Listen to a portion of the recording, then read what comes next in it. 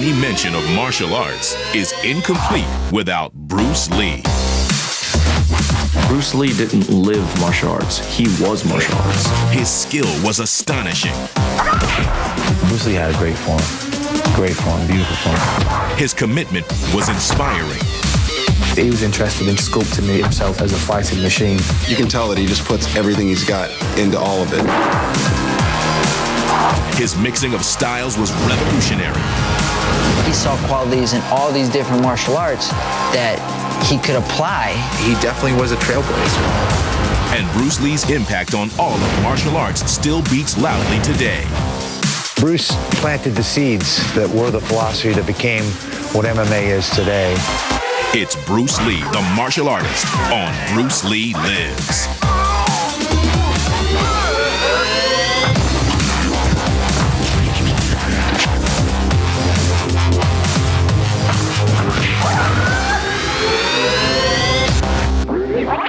Kane, what does Bruce Lee mean to you? In my mind, I think the best martial artist of our time. The first thing that comes to mind is the pursuit of perfection.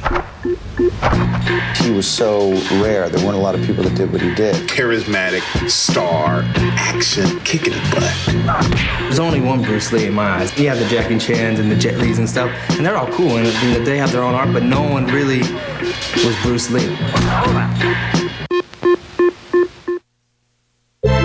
Bruce Lee passed away nearly 40 years ago, never having a chance to see just how big his superstardom would become. Dying at such a young age like that, you wonder how much did he get to really enjoy his work. But now, Bruce Lee lives in the series that celebrates the life and legacy of the greatest martial artist of all time. On this episode, we honor Bruce Lee, the martial artist.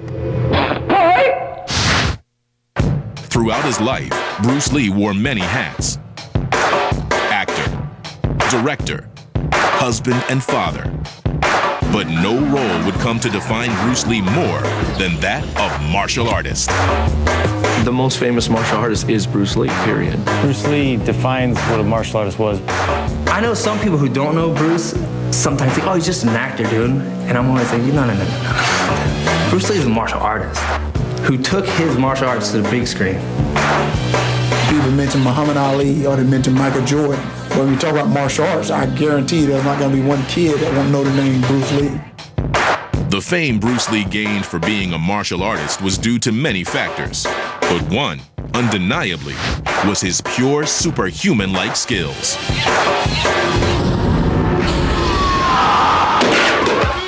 When the opponent expands, I contract. I contract.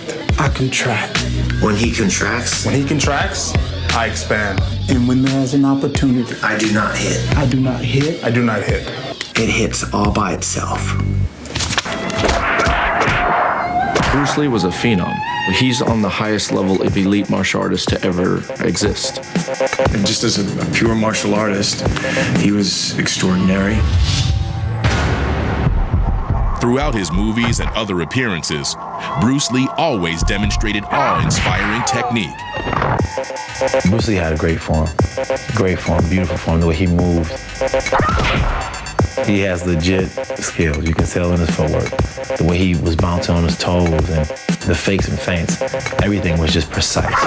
When you watched him on film, the way he fought, it was like a dance. I love kicks. I love the beauty of the kick. And that was the thing that impressed me most about Bruce Lee. The extension that he got always inspired me. And because of that, I would sit and stretch for hours and hours and hours. Although Bruce clearly had the moves, he also brought something else to the table: genuine, supreme athleticism. He wasn't the biggest guy, but it's the kind of power that he had. Not only would he deliver a punch, but the power behind that punch would just come out through his eyes, his body language, and through that punch. And the amount of power that he was able to produce on a bag or on a sparring partner was unbelievable. He popped me a few good ones, yes. Everything was very direct, very fast, and obviously, he was He was such a quick guy anyway. I remember him as a boy seeing some of those movies, and they are pretty incredible, and I don't think anyone's ever come close to that kind of speed. And if you just watch him, anytime someone gets in his range, he's attacking.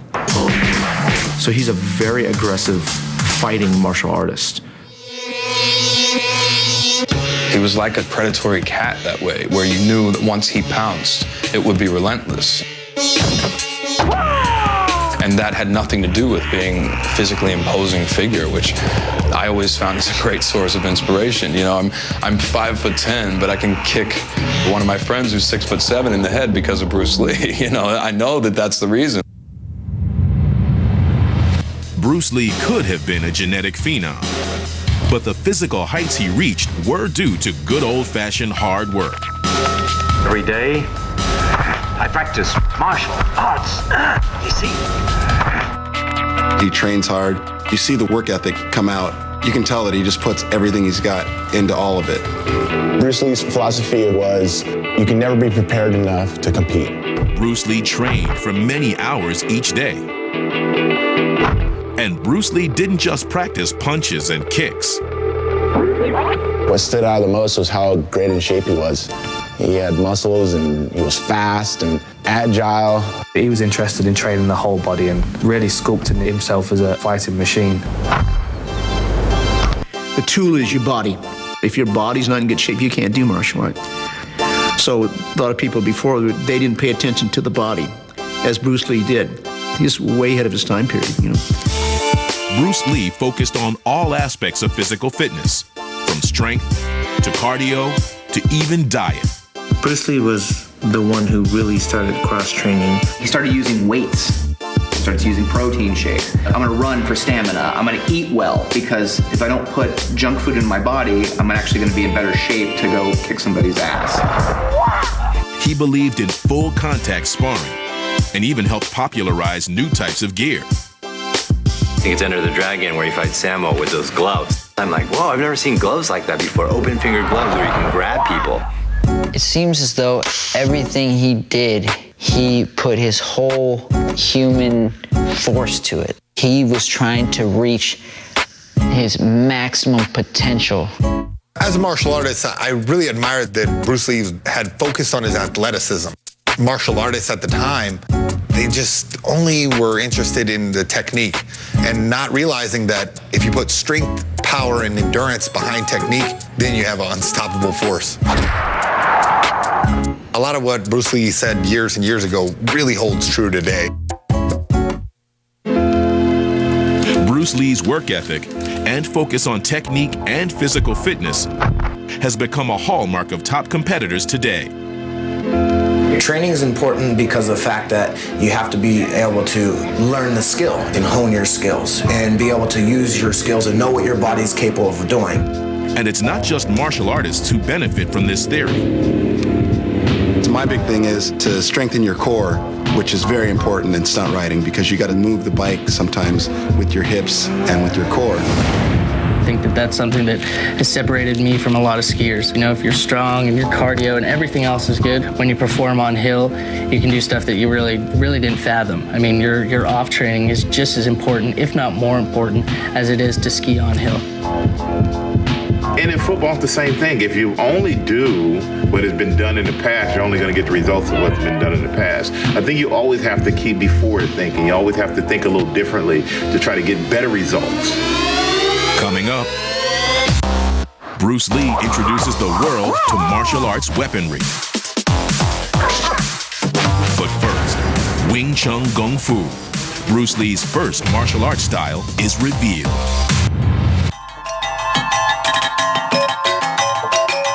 Bruce Lee first began studying martial arts as a teenager in Hong Kong, learning a style of Kung Fu known as Wing Chun, which would become his foundation and help inform his personal fighting style.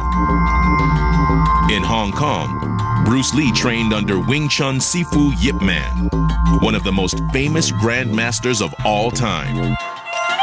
Today, Yip Man's lineage has spread all over the world. Sifu Alan Lee, also a former student of Yip Man, teaches Kung Fu in Queens, New York. Ch4 mentioned to me, Bruce Lee is good student. He always hardworking. He is the gift for Wing Chun martial art. Like we are like Kung Fu brothers. Wing Chun is using the idea of defense and offense simultaneously. I am 63 years old, 5'5", and technically, Lauren is bigger than me, younger than me, stronger than me. Boom! How can I find out a better way to conquer the adversary? That's how this idea starts.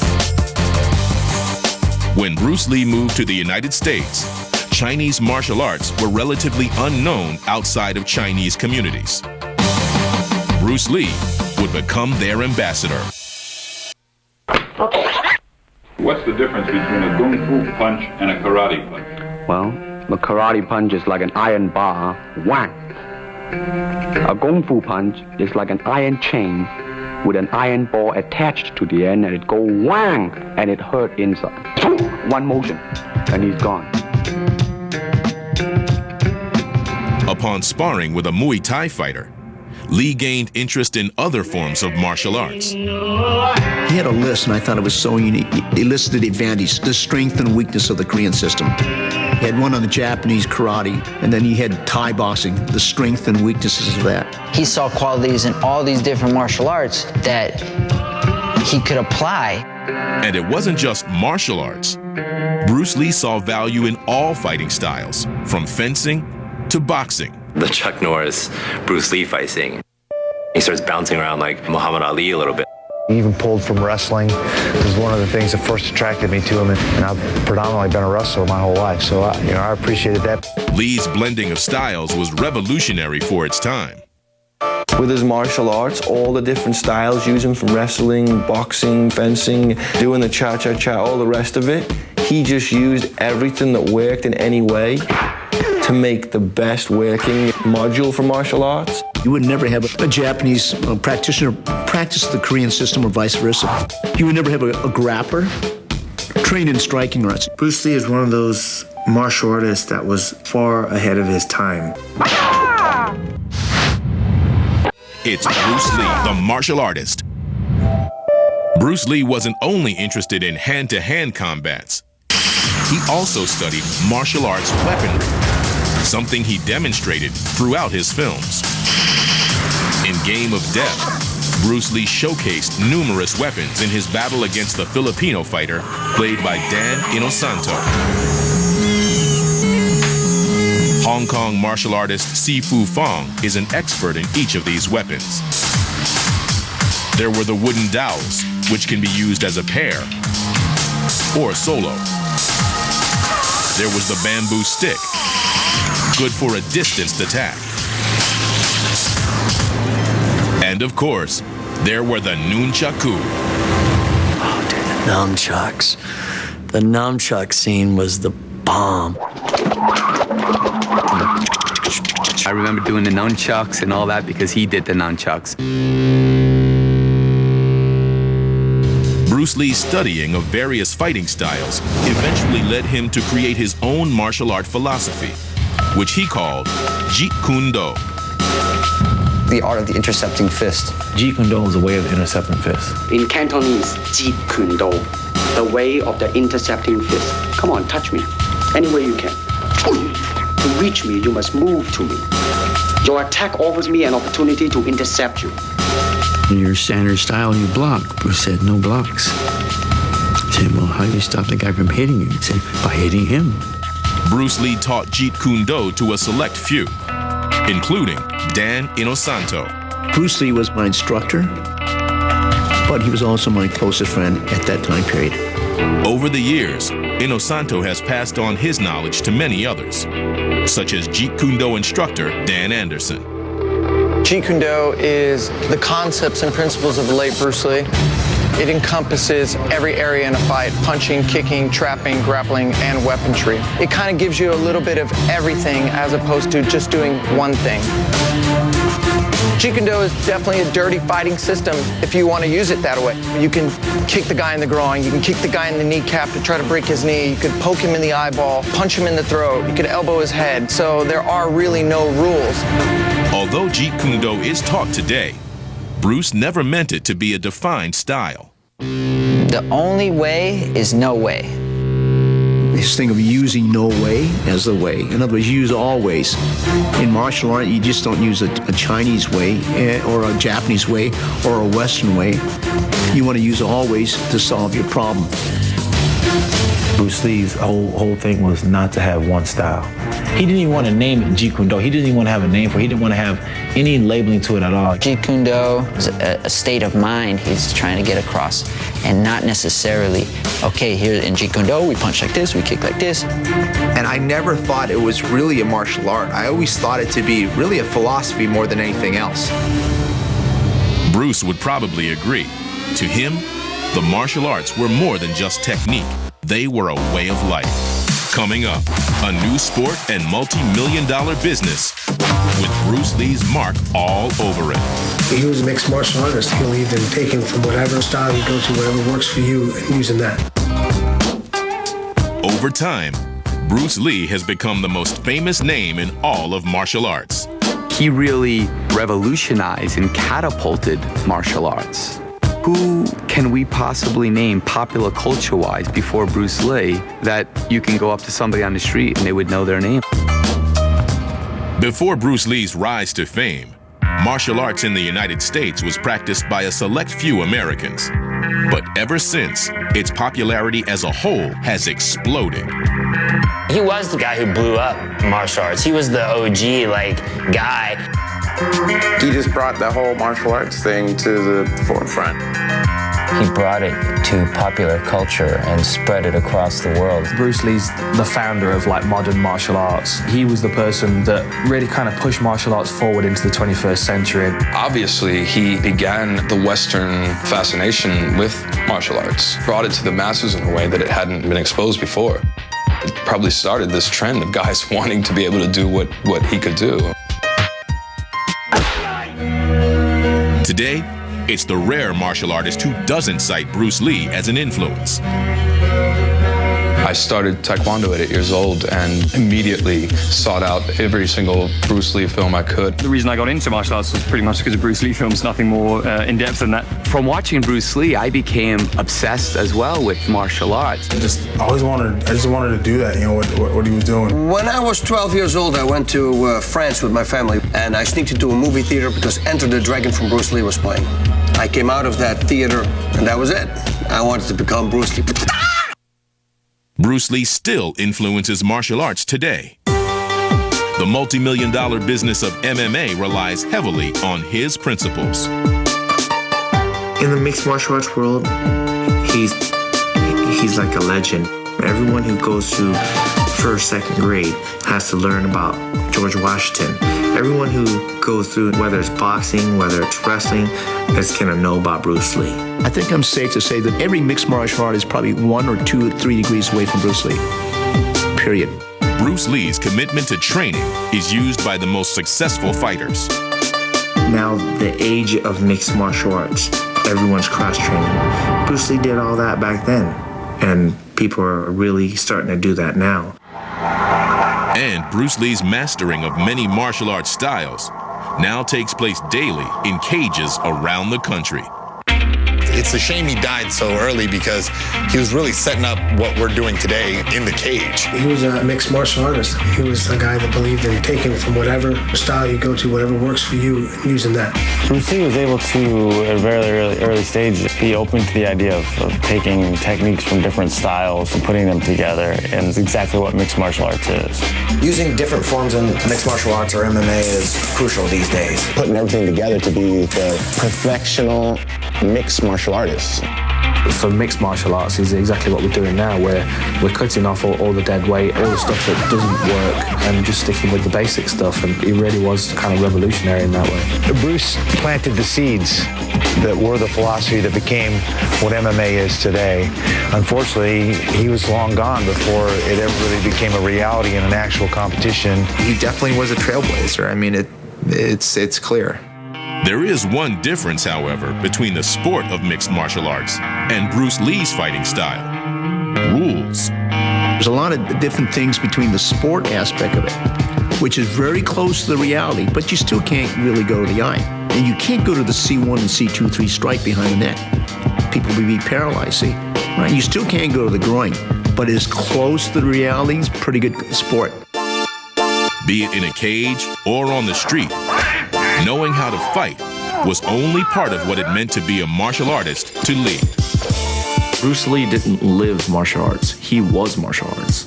So when he woke up in the morning, martial arts was on his mind through the day and even when he went to bed and slept. Because martial arts is a lifestyle, it's a way of living. Come on, remember Miyagi? Karate here. It's in your heart. It's not something you just put on when you're at the gym and then you go home and do whatever it is that you do then. That mentality and that approach that you developed in martial arts is going to apply there in just about every piece of your life. A martial artist is trying to better his life through the use of martial arts skill. It's a mind, body, and spirit alliance, and that to me is what he was about. In the end, Bruce Lee's ultimate goal was to evolve all aspects of martial arts, and for that, he will forever be its greatest icon. What makes me learn martial art is totally because of Bruce Lee, because he's my biggest idol. And then I hope one day I'll be like Bruce Lee. That was the unique gift that Bruce Lee had. He really made you want to be him. He made you want to practice martial arts. He made you want to be better, I guess, than you were. He lives in the art and he lives in the idea, and he is the man. Today, through every punch, kick, throw, and submission, whether in the gym, in a cage, or in self-defense, Bruce Lee lives.